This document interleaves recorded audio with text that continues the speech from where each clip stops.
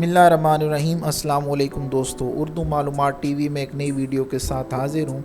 आज की वीडियो में मैं आपको बताऊँगा कि ख्वाब में ख़ुद को नंगा देखने की ताबीर क्या है।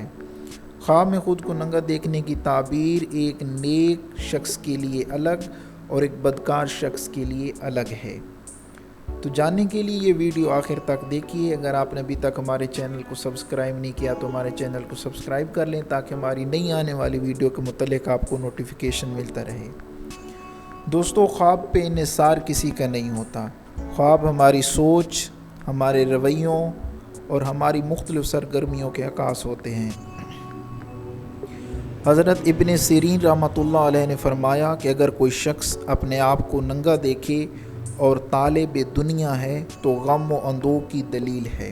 इस बात का मकसद ये हुआ कि इंसान को ख़ुद पता होता है कि मैं दिन में कौन से अच्छे काम कर रहा हूँ या कौन से बुरे काम कर रहा हूँ।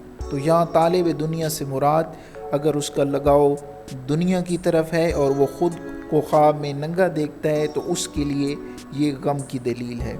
और अगर देखें कि तह बंद बांधा हुआ है तो दलील है कि इत्ताअत और इबादत में कोशिश करेगा। हज़रत जाबिर मग़रिबी रहमतुल्लाह अलैह ने फरमाया कि ख्वाब में बरहनगी मेहनत और रुसवाई की दलील है। और अगर ख्वाब में औरत के कपड़े पहने हुए देखे तो नेक मर्द के लिए नेक है और बदकार के लिए बद है। यानी अगर कोई शख्स जो नेक है वो ख़ुद को ख्वाब में औरत के कपड़े पहने हुए देखेगा तो उसके लिए ये अलामत अच्छी और नेक है। और अगर कोई बदकार शख्स ख़ुद को औरत के कपड़े पहने हुए देखेगा तो उसके लिए ये बदकार की अलामत है। हज़रत जाफ़िर सादिक रज़ी अल्लाह ताला अन्हु ने फरमाया है कि ख्वाब में बरहना होना साले मर्द के लिए खैर और नेकी है और मुफसिद के लिए बदी और रुसवाई और बेहुरमती है।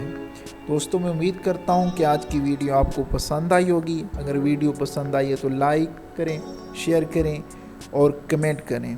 वीडियो देखने का शुक्रिया।